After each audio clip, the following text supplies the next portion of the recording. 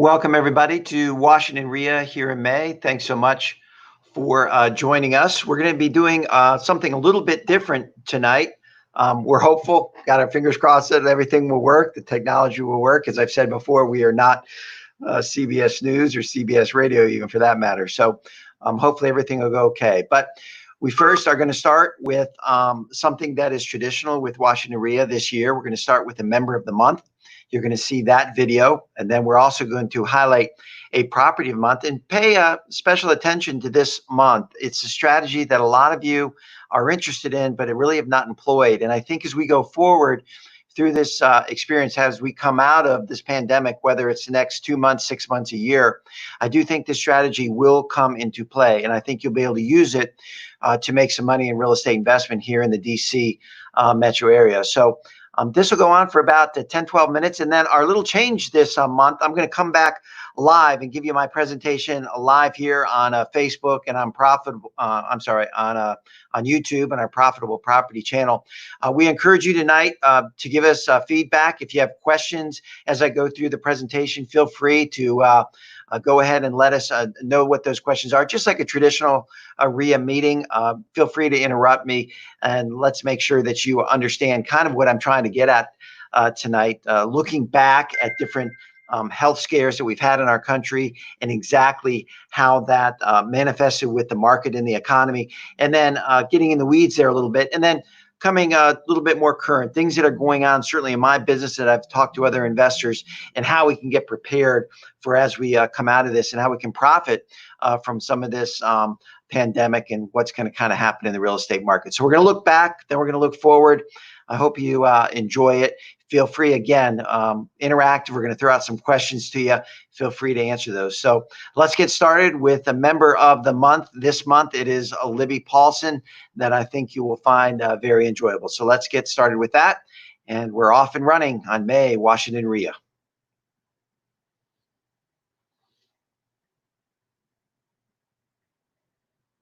Welcome, Washington REIA community. I want to highlight on this Property of the Month segment a strategy technique that a lot of you have never employed in your current business.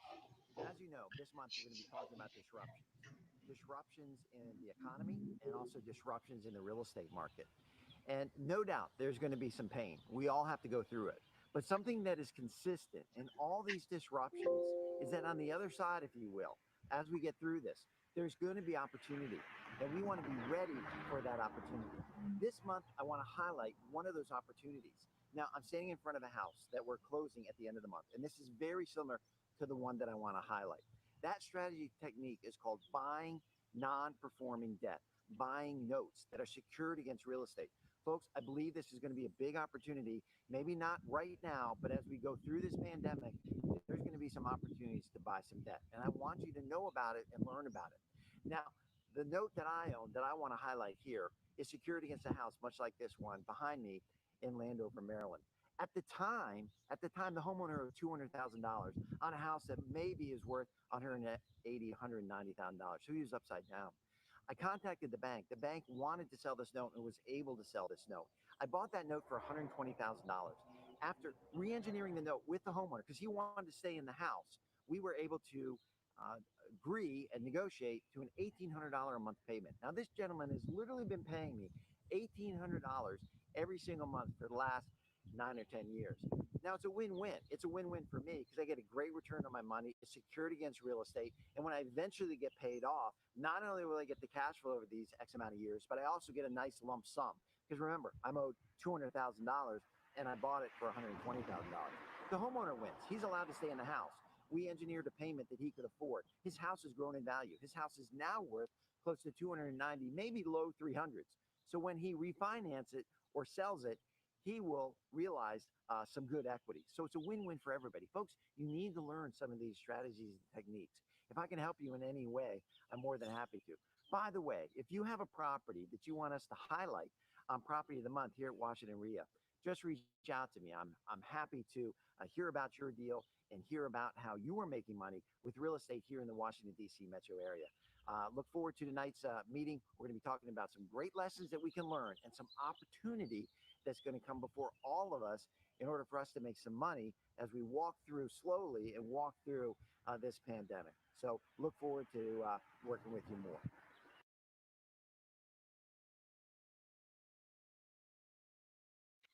Hey, everybody. Hope everyone is doing well and staying safe.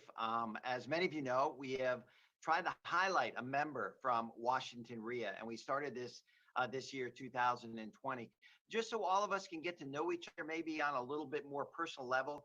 The idea of this, obviously, is that we want to encourage business. We want everyone to do more business with members of Washington WREIA. And this month in May 2020, we have Miss Libby Paulson. Libby, thanks so much for joining me on Zoom, our new communication tool that I guess we're going to be living with here for a little while. How you doing?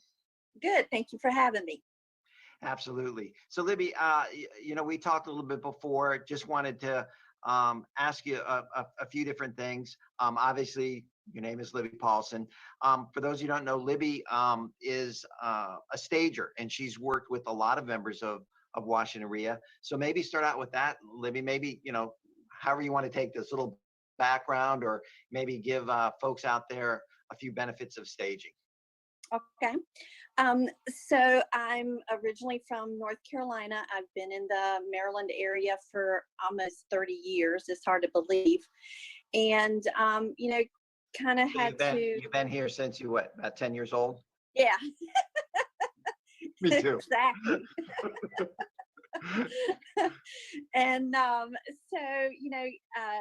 in 2008 or 9, I was at home with my kids, and I decided I needed to go back to work and find something to do, and so got involved in staging, working with your organization, and it just kind of has grown from there. And I during that process, I got my real estate license, and also went and got certified as an accredited, stager. Okay. So, just been kind of in the last 10 years working on honing my skill. And so now I've been, like I said, doing this almost 10 years. Great. And that's interesting. In our last major disruption in the real estate market, you kind of got into a new business. And here we are 10 years later in the midst of another disruption. We're not all sure how much disruption, but certainly disruption. So obviously with Washington WREIA members, a lot of us obviously own homes, but we're also investors, and we own rentals and buy, renovate, and sell. So give us, one or two maybe benefits of staging a house. Obviously, our houses, for the most part, are vacant when we're going to market. So what would you say to members as the benefits? Well, and like you mentioned, with the market being what it is today, how important so many people are doing videos and virtual tours. Right. And with that being said, staging is even more important because it really enables somebody to see what the house looks like, and what size the rooms are, and how much furniture they can fit in there, whether they're going to need a lot of furniture or a little bit of furniture. It really doesn't matter the size of the house. It's just being able to show that buyer how they can live there. And since you've been doing this 10 years, I'm just going to ask you a very pointed question. I mean, have you seen in your experience that staging, does it bring more money particularly to the seller, or does it just maybe sell the house quicker, or maybe a little bit of both? It's a little bit of both. I mean, Okay. I've had houses that have definitely, sold for over list price, Right. and it could be that the staging, helped it. And then I've had, typically, when I stage a house, it's not on the market any more than 30 days right now. Even in, the current situation that we're in, they're still not staying on the, market any longer than 30 days. That is the gospel to my ears. Let me tell you, I hope that continues. Yeah. Moving off that, just again, where our idea here is to get to know you a little bit. How about hobbies outside of staging, your real estate? What are some of the things you like to do in your free time, which obviously we all have now? So besides Netflix, what do you like to do? Yeah, I don't really have a lot of Well, I tend to spend, I guess, some of my free time, looking at Instagram and Facebook, to get ideas and things, that kind of helps me, current and on trend with some of the stuff that I do.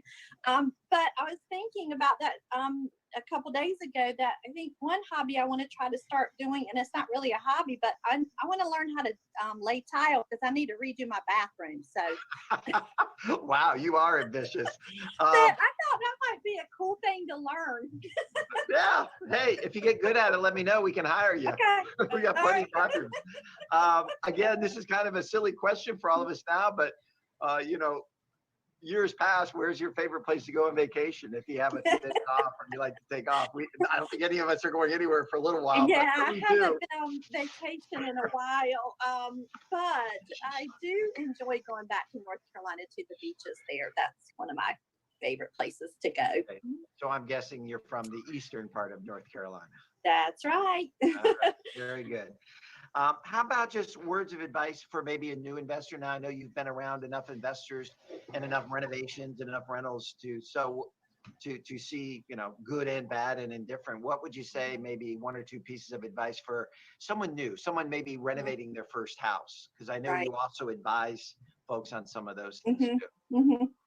Yeah, again, I think keeping a neutral palette.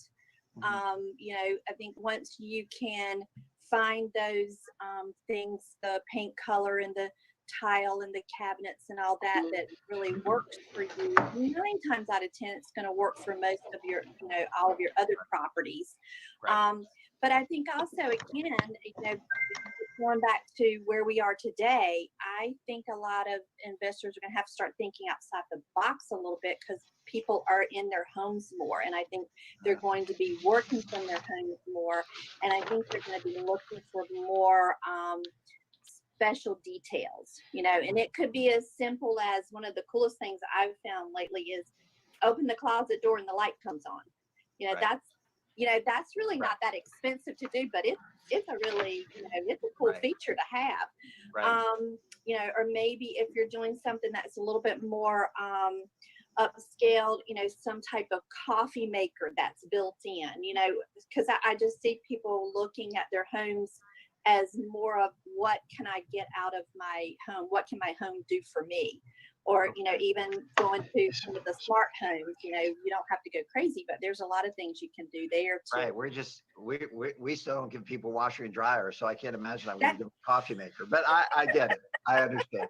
Those little things that add a little bit of specialty, if you will, that not every investor will have. And if you can do that, that's going to give you a little bit of advantage. How about, we like to ask this of all our members we highlight, now again, it seems kind of silly to ask, but 10 years from now, where do you think you'll be? That's the one that threw me for a loop. I know, 10 years goes fast. That's what's scary. Well, and I don't have that many more 10 years and 10 years and 10 years. Thank you. This question is for the 30 and 40-year-old, okay? Because in 10 years, I'm pushing 70, and I'm like, I hope I'm walking. Hey, that's fair enough. If you're upright and walking, that's going to be a good thing. That is the goal, right? That's the goal. How about I'll answer it for you? You'll be up and walking and in good health, and you'll be living somewhere down in eastern North Carolina. North Carolina. Yep. How about that? That sounds good. Libby, thank you. And those of you that need staging, or again, Libby also does some advising on kind of the pre-renovation, if you will. Like she said, colors and spacing and different things and different materials, tiles, different things like that. She can also assist. So, Libby, why don't you give folks contact information for you, so if they want to reach out to you, they can. What's a good phone number, and maybe an email if you have one? Okay. Phone number is 301-351-3027, and email is libby@preferredstaging.com. Great. Well, we thank you. We hope everything keeps moving along for you. Obviously, we end all of these with stay safe, and we'll be in touch. And thanks so much for sharing a little bit of time with us. Take care. Thank you. It was good to see you. Bye. Alrighty.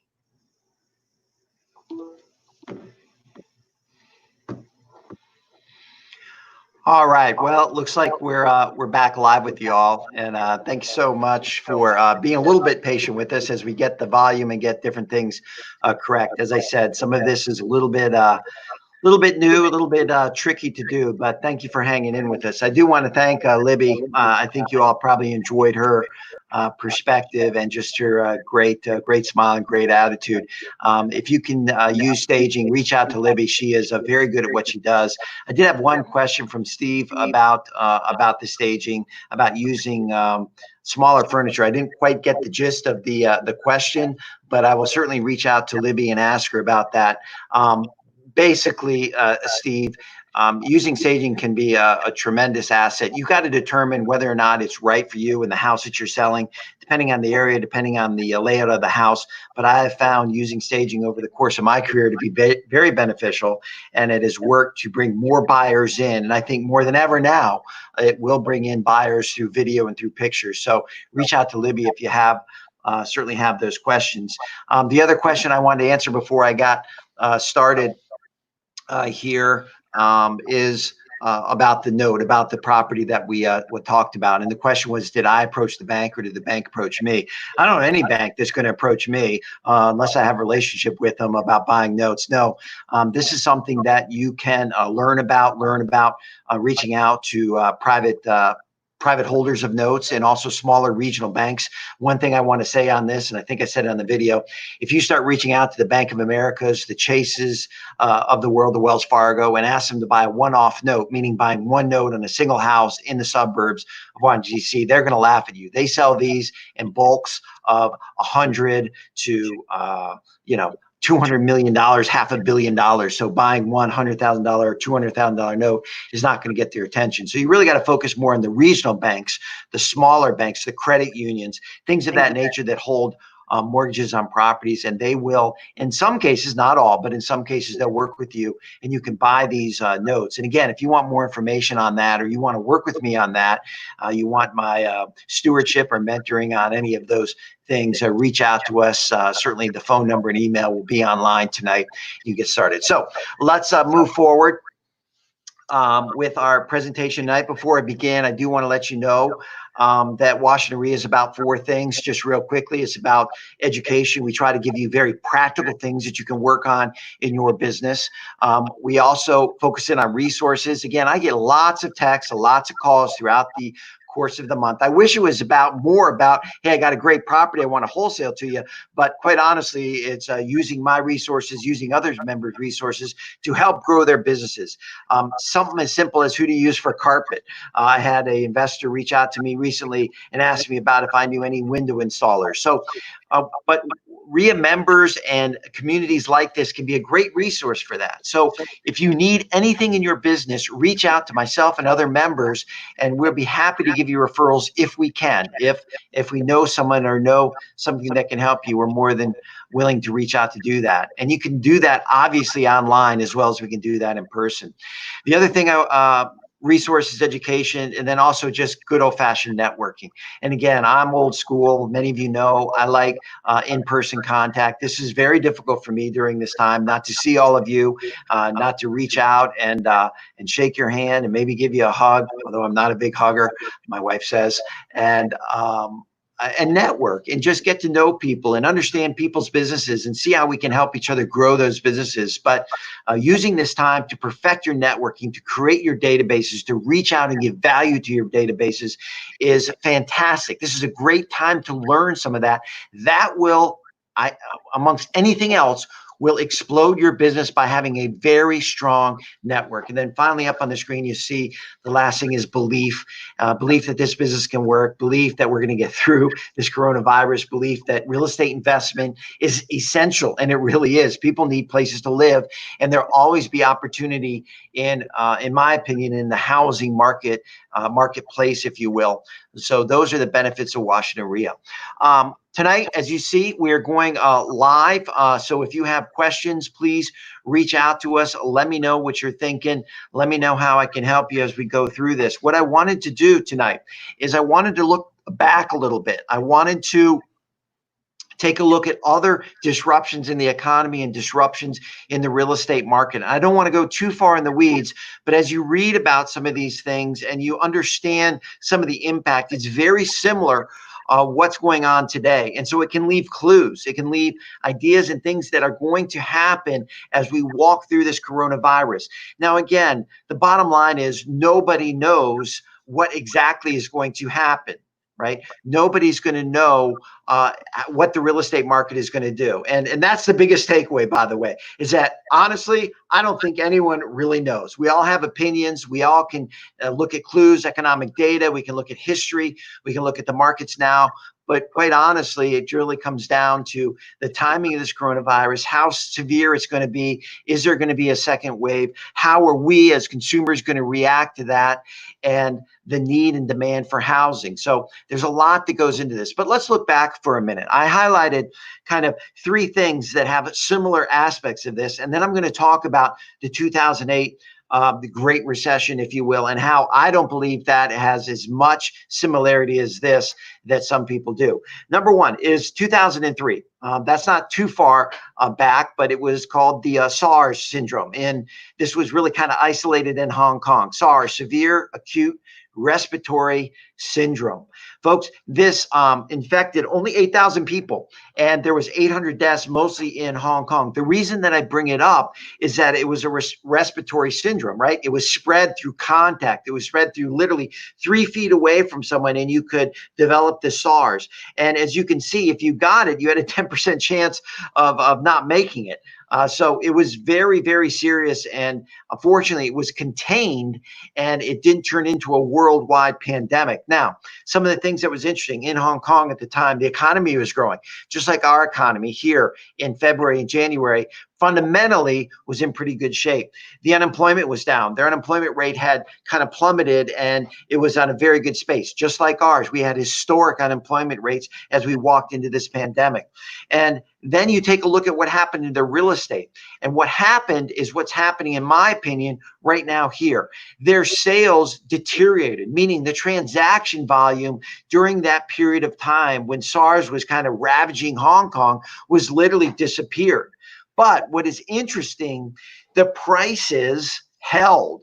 And then once they got through that SARS, now again, it's not on the scale of the coronavirus. It was regionalized. But once they got through it, their economy revved up and sales recovered very, very quickly. Something in economics they call the V recovery, meaning a sharp decline and then a sharp incline as things walk through. So that was one health scare that we had. Now, again, not as severe. Many of you might have not even heard of this because it was regionalized in Hong Kong. Let's move on to something a little closer to the United States. And that was something called the swine flu. And that was in 2009.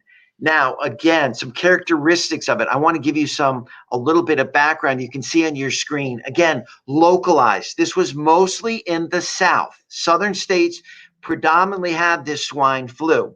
You saw 60.8 million people infected. That's a lot of people. 300,000 people were hospitalized.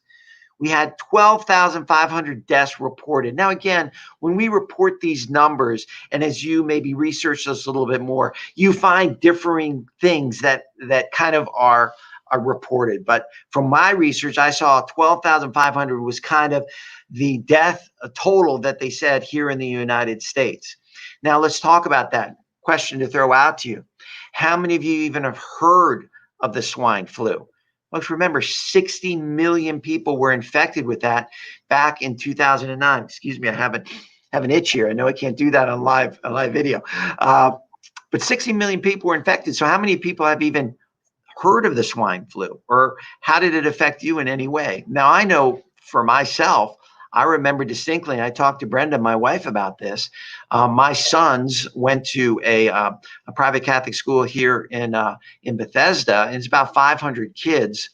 And literally half of the kids during that time had gotten what they considered the swine flu. Now, again, it was a bad flu. And I remember my son was, had that horrible achy fever, feeling like the world was going to end, just want to bury your head in the pillow feeling. for 4 or 5 days. So I do remember that. Now, how did it have an effect on the real estate market? Again, this was 2009.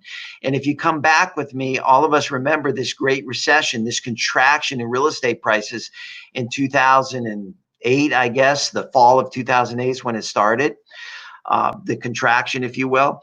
And so what the economists kind of look back on, their feeling was that during this swine flu, that following month, it kind of delayed the housing recovery. It allowed inventory to grow even more. Again, this could be regionalized, but when inventory grows, folks, we all know just supply and demand, the prices compact. Now, was the swine flu the accelerant that put on that? Well, maybe, maybe not. I mean, again, those are things that people with higher pay grades can determine. Certainly, there was a ton of toxic mortgages. All of us remember what happened then, and that probably had a little bit more to do with it. But they do say, if you read about it, the swine flu had an impact on that inventory growing. So there's a hint. There's a hint for us. If our inventory starts growing as we come out of this coronavirus, as people put their houses on the market and we don't get sales transactions going through, certainly prices are going to have a little pressure on the downward side. It's basic supply and demand. So you need to watch that a little bit. Okay. And that's what I think we can glean maybe from the swine flu. All right. Let's move to the granddaddy of them all, in my opinion, and certainly from the statistical opinion. And that is the 1918 Spanish flu. Okay. Look on your screen there. That is staggering. 500 million people worldwide were infected. 50 million people died. 675,000 of those were U.S. citizens. Now, look at that on the scale versus where we are today. Now, we don't know where this coronavirus is going to end. A lot of people think we're in the first maybe halftime of this pandemic. We really don't know. And we have about, again, it changes daily and it's going up, about 80,000 deaths, and certainly trending toward, many more than that. But 675,000 deaths from the Spanish flu. Now, again, let's back up. Just some fun facts. The Spanish flu was named, it never originated in Spain. Really, the reason that they call it the Spanish flu is that during that time, we obviously were in World War I. Okay, we're in the middle of World War I, and Spain was a neutral country in World War I. And Spain was one of the only countries that was reporting on the progress and the numbers in their country. And the other countries, some of the media and some of the newspapers were censored. So people didn't know quite as much about it that Spain did, and Spain was reporting it. So everyone dubbed it the Spanish flu. So it had really nothing to do with Spain. People call it the crowd disease, and that's why it's very similar to what we are seeing right now. The crowd disease, meaning it was spread from person to person. All right, so let's step back. What happened here? Let's talk a little bit about the economy. The stock market was down for a number of years before 1918. We obviously were in the middle of World War I. Some similarities that are been reported widely. Some of the regions of the country, the United States, that closed down quickly, meaning shut down and encouraged social distancing. One was St. Louis. St. Louis came out of the Spanish flu very, very well compared to other cities like New York and Philadelphia and Boston that did not shut down and did not encourage as much social distancing. So there's a clue. Shutting down early, which some parts of our country did, and using social distancing was a great deterrent to the Spanish flu. And my hope is that as some of our areas have shut down and we're employing social distancing, that will help us to come out of this thing a little bit quicker and maybe without as much damage. Now, the death rate was tremendous, and there's some other similarities. Government wasn't necessarily reporting all of the news. Okay. Now, again, much different society back then. We've had tremendous advances, obviously, in medicines and vaccines, and our response rate and just our communication, obviously, with social media and 24-hour news is much greater than it was back then. But there are some similarities there that we need to look at. Government wasn't as truthful, if you will, as maybe they should have been. Now, again, we're not here at Washington WREIA to take political sides. You can determine yourself and your own opinion whether or not the government has responded to this correctly. And again, federal government versus state government versus local government. We have obviously Larry Hogan here in Maryland. A lot of people thought have done a very good job. Some people in Montgomery County with County Executive Ehrlich are happy and some are not very happy, thinking he's being too conservative. So you have to pick your battle there. But the government does obviously play a role in here and what they're reporting, and you have to base your decisions on those facts. The other thing that I see from this is that coming out of it, or I'm sorry, who it attacked folks in their 20s and 30s. The Spanish flu did. This disease tends to attack people older. You see a lot of deaths with compromised immunity, people with current health problems, older 80. It's devastated nursing homes. So again, that's a big difference. And also too, remember, we were in the middle of the war there. So as the troops came home, the height of this pandemic was November 1919, when World War II, Treaty of Versailles was, the war was ending and troops were coming home, and they were no social distancing in trenches. Think of that. Think of those sanitary conditions and how close those guys were. So obviously spread very, very quickly. We were a very highly manufacturing company back then, and factories were running hard, and that's why they believe it spread in the New Yorks, Philadelphias, and Bostons in the manufacturing sector. So again, don't want to get too far in the weeds, but there is some differences, but some similarities. So let's talk about what happened, okay? What happened to the economy during that time? Some of you remember, and I think it's very interesting, that the phrase roaring 20s, as we came out of this, the 20s, the early to mid 20s were economy on fire. And some of that was, and attributed to, a lot of people felt like, hey, they were coming out of World War I. We had this Spanish flu pandemic. And you know what?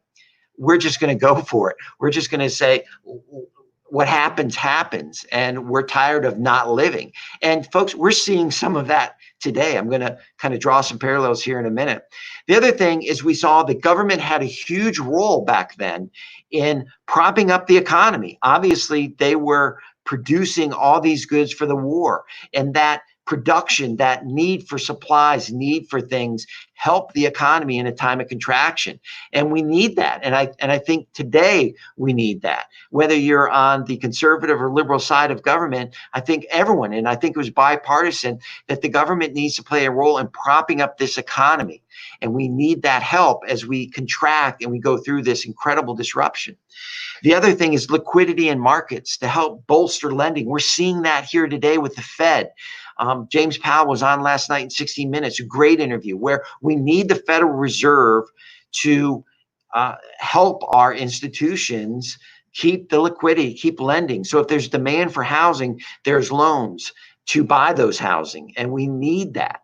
And we hope that will continue. So the other thing that's interesting, that as we move toward here today a little bit, is that generally in real estate, the sellers take their cues from buyers. It's the buyers' reactions and the sellers react.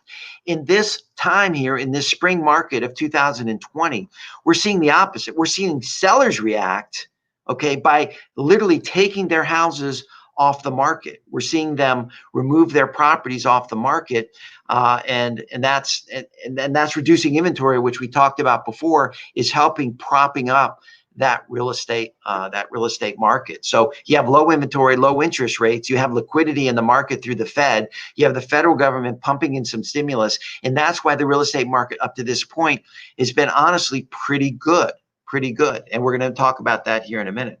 What else comes out from under these? And folks, again, if you have questions for me, feel free to throw those on the screen, and be happy to answer any of those. I find this stuff fascinating. I hope you all do too. One of the things that you find whenever we have these health scares is innovations come out of it. So what came out of those earlier innovations, the 1918 Spanish flu? Well, something very much came out of it, the production of vaccines. I mean, people realized that, hey, we're going to have these types of pandemics, or these flus, if you will, come along, and we need to develop vaccines. So you had scientists begin in earnest, develop flu vaccines and different things to combat these things. That's very similar today. We're all waiting for a vaccine, and our hope is that they can develop one quickly to give us all confidence to go back into these larger gatherings. We also see innovations like they were very concerned with sanitary conditions back then, and everyone wanted to be a little cleaner, like we're all washing our hands 6-7 times a day. Back then they decided, hey, they're going to be paving more roads. Sewer systems were literally invented back then, where they never were there before. So things like that happen through it. So you saw a lot of social distancing then, and I think if we can again relate that today, think about social distancing. I think that'll be around for a while, and I think it was starting to happen before any of this happened before. Amazon was really kind of the creator of social distancing. A lot of people in this this generation, if you will, and it spread to all generations, ordering things online instead of getting in our cars or walking over to the local hardware store or the greeting card store, or for that matter, the grocery store. They're getting a lot of these things delivered right to their door. That really is the definition of social distancing. And I think this will exacerbate that. I think some of that will continue to happen in greater scale.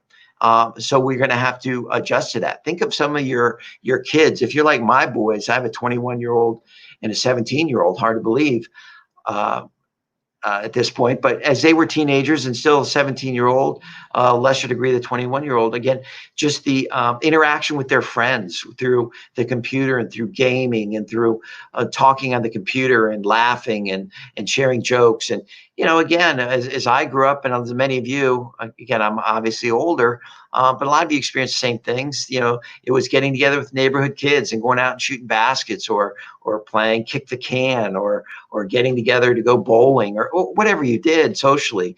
Now those things are not as common. And again, through this time, I think if you live in a suburban neighborhood, even in the city, you see kids out on bikes. You see them throwing the football around. I've seen kids shooting baskets. I mean, I never have seen, I didn't realize there were so many kids in my neighborhood. They've all come out, and they're all, doing things that we did as kids. So it's kind of nice to see. But again, you see some of that social distancing that was already kind of happening, and I think that's going to continue. So looking back, let's see, what can we learn? What can we learn from some of these path health scares? And then I'm going to talk about the Great Recession, talk about things that are going on in our communities today. Again, if you have questions, let us know. Be happy to answer anything that you might have on your mind. So I think what we've learned here is that for a period of time, obviously, we're having a huge contraction in our economy. You saw that in April. Real estate is a little bit lagging in data, but you're going to see it in real estate. You're going to see the transaction volume down quite a bit. So far, from all the reports I've read, prices have held. Contracts are going through. Interest rates are low. We're having no plummeting of real estate values. Now, I think as we come out of this thing, as more houses come onto the market, right, and inventory grows, I think you are going to see some price maybe stagnation, if you will. I don't think we're going to see a lot of growth in our real estate prices short term. I think depending on your property, depending on location, depending on price, depending on condition, all the things we learn as real estate investors, you will be able to sell houses, hopefully, but I don't think you should be pushing the price. So that's probably going to hold true for a while. So you need to be careful in your buys. That's a very nice from Andy Hughes. Look too young to have a 21-year-old. Well, I'm a very young. I had my kids very young, very, very young. The other thing. All right, Gerald, thank you. If anyone can help Gerald out, that's great. So again, I think prices are going to hold steady for the meantime, but again, look for that inventory going up. Now, we cannot discount the interest rates. Interest rates are low. So those are going to continue to be low for the foreseeable future, which is going to help us as real estate investors. And then I think you're going to see some innovations come out of this. I mean, how many of you, are going to continue to be social distancing for a while. I think a lot of this opening up of the economy, okay, is going to really come down to, and I think we've already seen that in some of the southern states that have opened, and as ours gradually opens, it's going to come down to your own risk tolerance, to tell you the truth. You're going to have to determine whether or not you're going to be comfortable going out and conducting business. And I know for me, I've been going to the office every single day. I've been going to Home Depot. We have continued our renovations, and I'll be talking about this a little bit more, but my risk tolerance is such is that I'm not going to ignore what people are telling me. I'm not going to go hug every stranger. I'm not going to go to a Maryland Terrapins basketball game, if there was one, or a Nationals game next week and be around 40,000 people. I'm not going to ride public transportation probably for a little while. But as things open up and I get more comfortable, I am going to conduct my business and I am going to move forward. And now there's other people that are not comfortable. I've talked to some of my neighbors, some folks that are maybe a little bit older, okay, a little bit older, might not feel comfortable. If you have an immune system, if you've had a heart attack, if you had cancer, if you have any of these things that are kind of precursor for people that get this, have a little harder time, maybe you want to slow this down a little bit and continue to do the things you're doing from your home. But I do think that as the economy opens, it's going to come down to your risk tolerance. Are you comfortable going to a patio restaurant and having dinner? I know I will. Are you comfortable getting on a plane? I don't know. Throw that out. When are you? When will you go on another plane? A month, 6 months, a year? I don't know. If you never liked going on planes, you probably won't go on planes. If you like to travel like we do, we will be on a plane. Most likely this summer, we'll be on a plane going somewhere, again, for a vacation. But we're going to take that risk and understand that risk. So those are the things that are going to happen here as we go through this. All right. Let's move on to some practical things here that are going on in the life of our real estate investors. Again, these are some of my experiences and also some of the things that I've been talking to other investors on. And I kind of broke these down into 5 areas. And the first one is kind of going off of what we just talked about. This is why I want you to think about this. So we don't get too anxious about our businesses and what's going on all around us. You got to think of yourself as your own little economy. Okay. As I've gone through disruptions, and folks, I've gone through a number of disruptions. It's amazing to me that it seems like good 3 or 4 years in disruption, 3 or 4 years disruption. So I've been through a number of them. And what I find that really works for me to get away from jumping off the Wilson Bridge, if you will, is just looking at my own little economy. How can John Peterson Inc., okay, survive the current disruption and continue to grow and to continue to produce and continue to generate revenue and continue to pay the bills in John Peterson Inc. economy?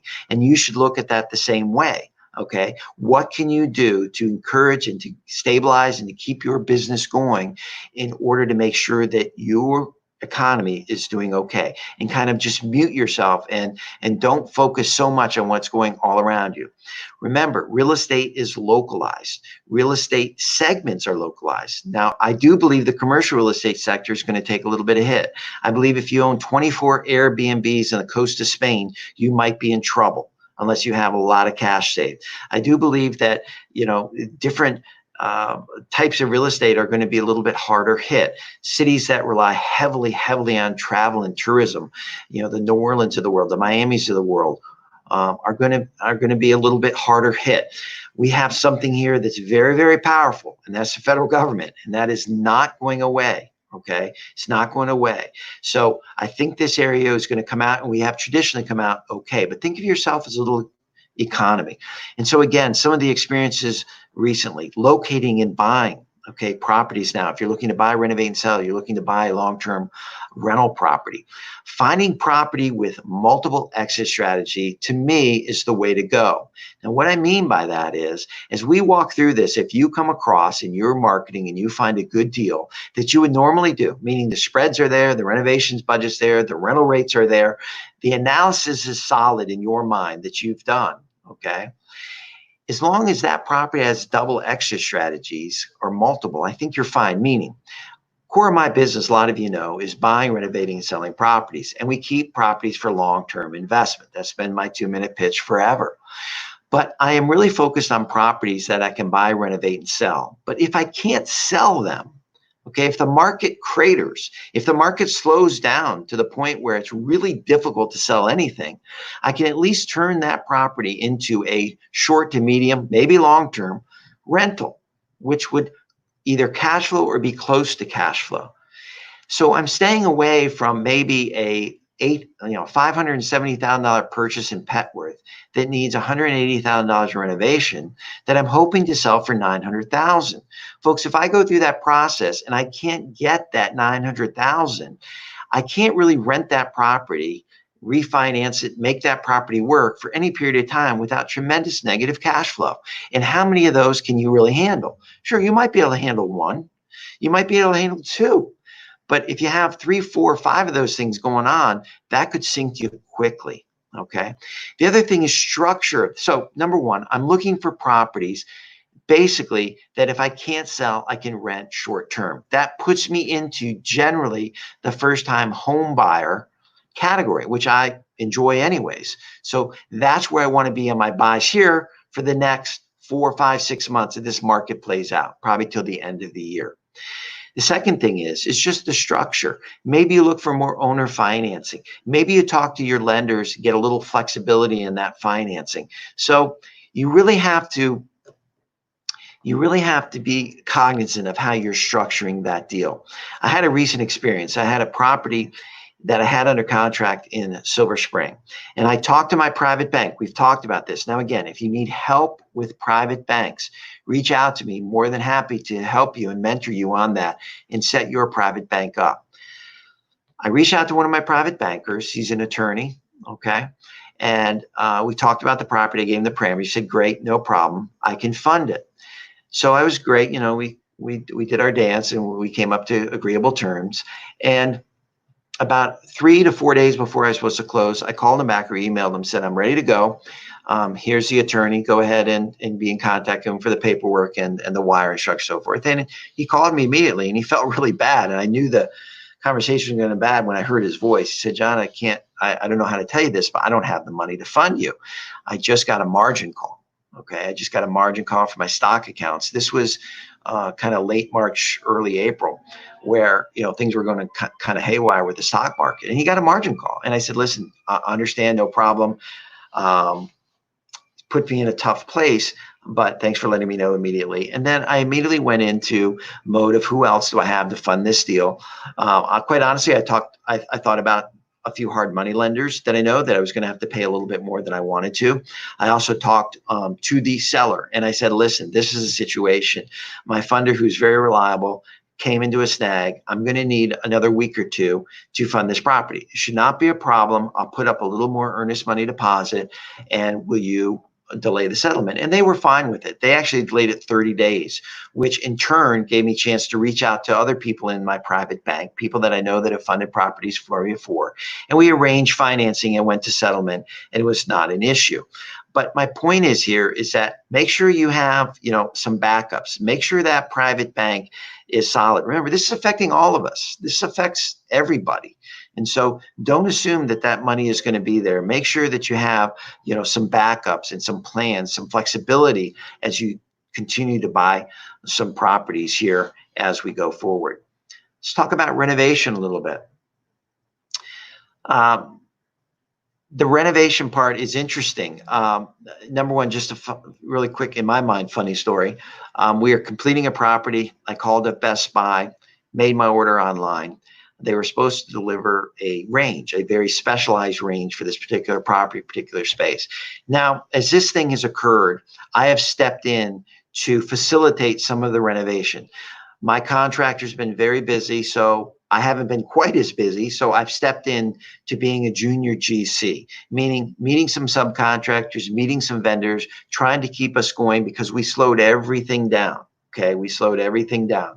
So I was there that day to meet Best Buy. And as Best Buy came, the gentleman came out in their mask. This was before kind of mask and gloves. This was kind of on the front end of it.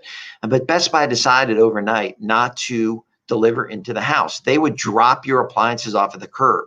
So I'm sitting here with this guy pleading with him, hey, you know, this house is vacant. No one's been in it.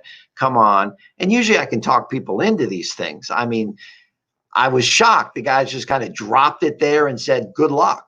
And so here I am trying to get this specialized stove up one flight of stairs through recently renewed hardwood floors and put into this space. And it was quite the ordeal. It made me appreciate how much equipment and good old fashioned young muscle can help us with our experience. And I remember sitting there going, oh my gosh, this is serious. I mean, we are going to have to really slow down everything because everything's going to take that much more time for us to do. But, what I found is some of the contractors have been nervous.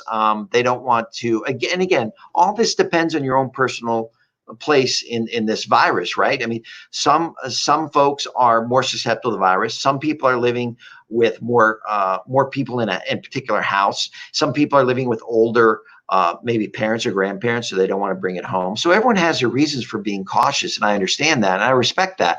So we called our contractors. We tried to space people out a little bit, not having as many people in the house at one time, which obviously is to slow down the production and slow down the pace of doing our houses. Sherwin-Williams, now you got to call and make a special order. You can't go into the store. Home Depot the other day, I ran up to get something real quick because we were finishing up a house, and there was literally a line for 40 minutes outside. I said, I'm not standing in line for 40 minutes. But again, as I got back in the car, I thought, wow, this is going to really impact us and slow us down because, as you know, as investors, we want to get our projects done as quick as possible. But there's really nothing we can do in this time. So we have to just build in a little bit more time and be a little bit more patient. So those are some of the things, renovation, I'm experiencing. I'm experiencing longer order times. Sometimes the supply chain is broken and we're not getting things as quickly as we want. I'm having contractors that are a little bit more cautious, taking their time a little bit more. We can't push renovations as much. So again, factoring that in. Remember, the good news is this is a moment in time. And so this will pass at some point and we can get back to a little bit more normal than we're used to. The selling experience. This has been, tremendous. I mean, it's bizarre what's kind of happening with some of this. I've had pretty good experience on some of the houses that we finished and put on the market. We are getting contracts. I think the big advantage that we have as investors is that our properties are vacant, that we don't have to coordinate with the seller that's living in the house. And I think that gives people that are looking at properties a good piece about them. And I haven't had too much reluctance in going into our properties. The other thing is that pictures and videos and virtual tours are more important than ever. Right? People are stuck at home. And if they're looking for a house and they're surfing the web, if you will, and going to some of these sites like the Zillows and the Redfins and Long and Fosters and different sites that our houses are being posted on, they can get a good feel from those pictures and those videos. So I encourage you to really maybe spend a little more time, a little more energy, maybe a little more professionalism in that. It will pay dividends for you. And I think that's going to be around for a little bit, certainly for a little while, is that I don't think you're going to see massive open houses come back anytime soon. And then our closing experience, again, some of my closing experience has been kind of bizarre. The first one that I went through was a title company over in Montgomery County. And I literally felt like I was walking into NASA.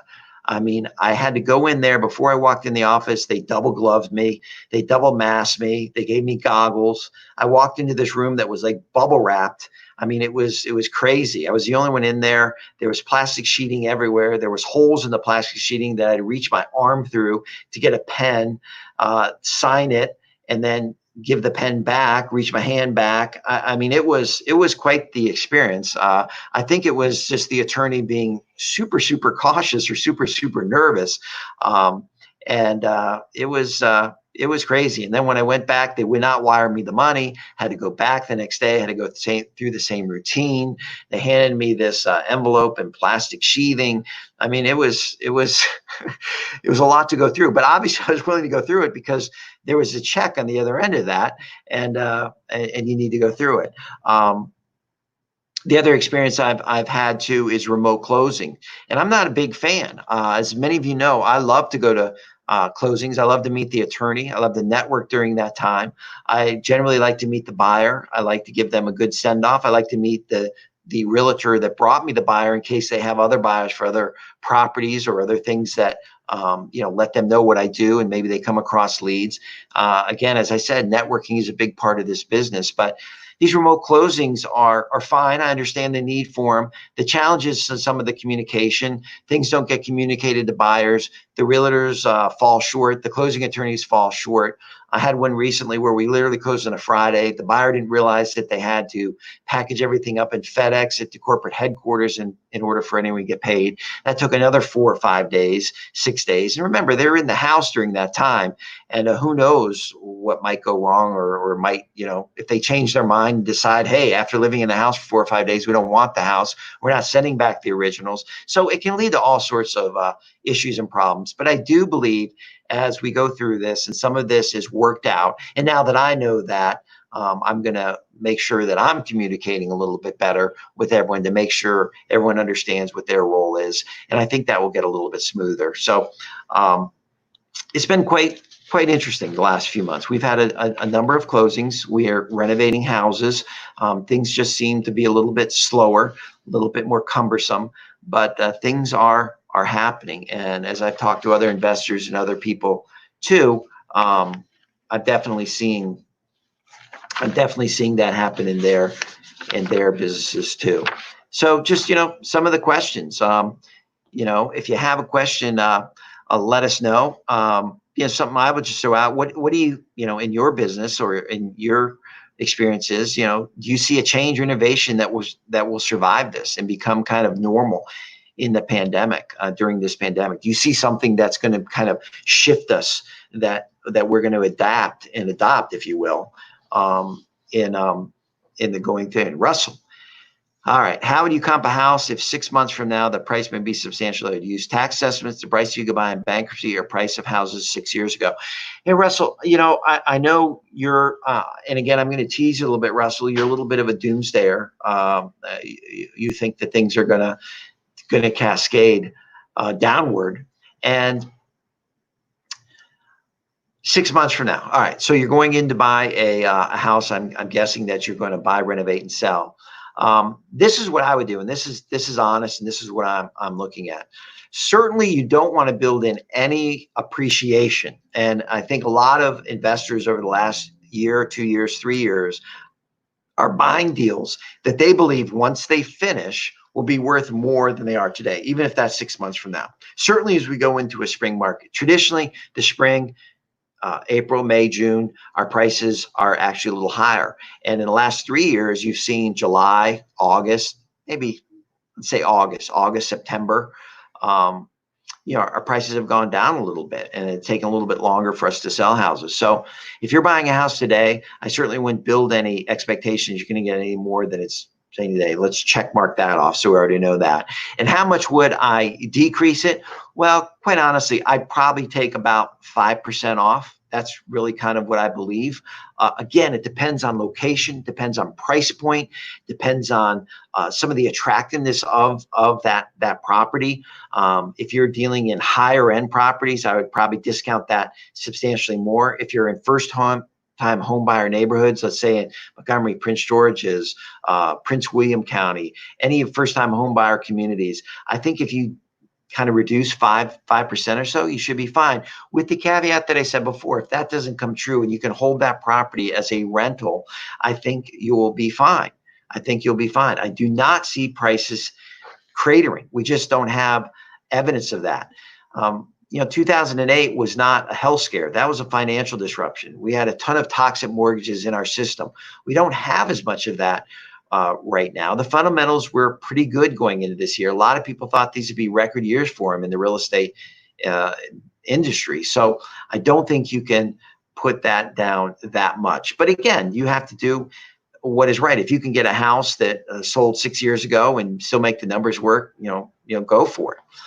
Something I'm always curious on, if anyone wants to comment, is when do you feel that you'll be comfortable going to a mass gathering like a Nationals game, or going on a packed plane, or going to a concert with 10,000 people in attendance? I'm fascinated by that. I'm curious about when that's going to happen, or maybe even dial it down. When do you feel like you're going to go to a local neighborhood restaurant that's full on a Friday or Saturday night. If you have any thoughts on that, let me know. Also, your opinions on the real estate market. Again, what I told you, one of the main takeaways from this whole presentation is, honestly, nobody really knows. I mean, nobody really knows. We can guess, we can predict. And as Russell said, if he wants to be conservative in his analysis, there's nothing wrong with that. As long as you can find deals and create income and create revenue for your company.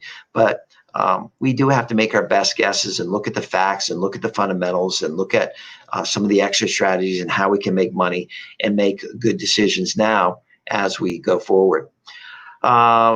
Dwayne, have I experienced contractors who are taking advantage of things slowing down, maybe moving slower than needed? How do you handle something like that? Yeah, Dwayne, I found the opposite. I found in my business, I'm getting contractors reaching out to me looking for work. I've seen prices actually go down a little bit on some of the estimates because some of the contractors want work. We just hired a contractor to do a deal in District Heights that I thought gave me a very good deal on some labor that I wasn't quite expecting. I have a painting contractor that's giving me some really good prices right now. Now, I do also have an electrical contractor that's incredibly busy and his prices never seem to go down. So, you know, I think it just depends on the contractor. We control our contractors to the best extent we can, and we do give them timelines that we want to. But you know, I've seen the opposite. I've seen contractors hungry for work. Victor, only comfortable in crowds weeks after getting a proven vaccine. And that's the opinion of a lot of folks, is that until we have a vaccine, that I'm not going to go out in the big crowds. And I can understand that. And that's again, goes back down to human nature of your risk tolerance. I probably would go back sooner than that, but I do understand that feeling. Daniel, listing under contract in 15 days. Another one went under contract in 20 days. So again, some realtors, Daniel's a realtor, he's experiencing what we're seeing, that limited inventory, good rates, and if buyers are out there looking for houses, now might be the time to lock one in. They have a long-term horizon. They're not going to resell it in a year. They're going to live there for 5, 10, 15 years, and now might be a good time. They're not as concerned about what's going to happen in 6 months from now. Brittany, do you reckon private bankers over hard money lenders for this season? Brittany, my definition of private bankers, a private bank is private individuals that have money willing to lend into real estate space. And yes, they're going to be cheaper.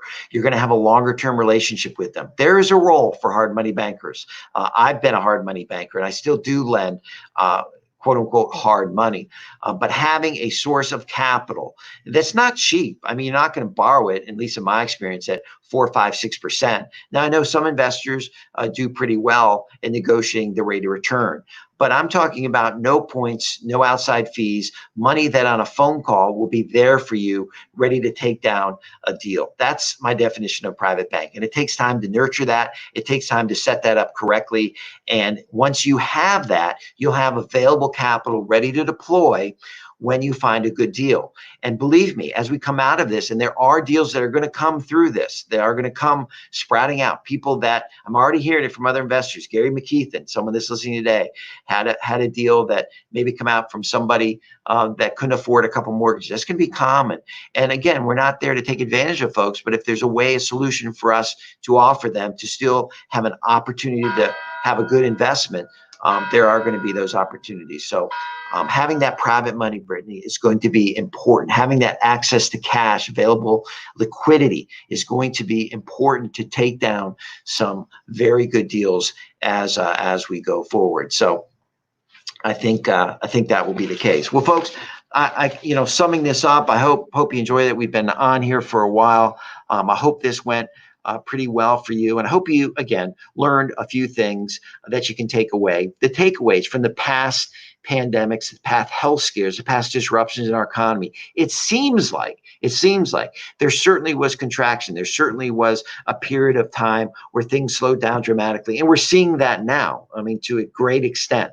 But as they come through it, and we will come through it, we don't know how long this is going to take. But as we come through it, it seems like things can rebound somewhat quickly. And some of that depends on the fundamentals and where you were as a market. And we still here in the Washington D.C. metro area have very limited inventory. There's not a lot of new building going on.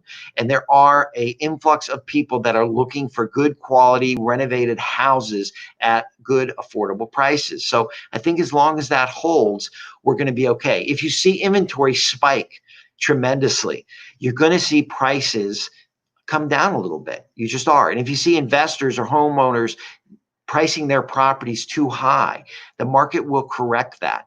So I think as you look at inventory and you look at some of these other factors we mentioned, I think that will give you the clue what's going on. Don't be afraid. If the deal makes sense, do it. I'm telling you right now, if you need some help or some analysis, you want to brainstorm a deal or two, feel free to reach out. More than happy to help you. If I can offer any kind of consulting services on anything we talked about tonight, feel free to reach out, here to help you.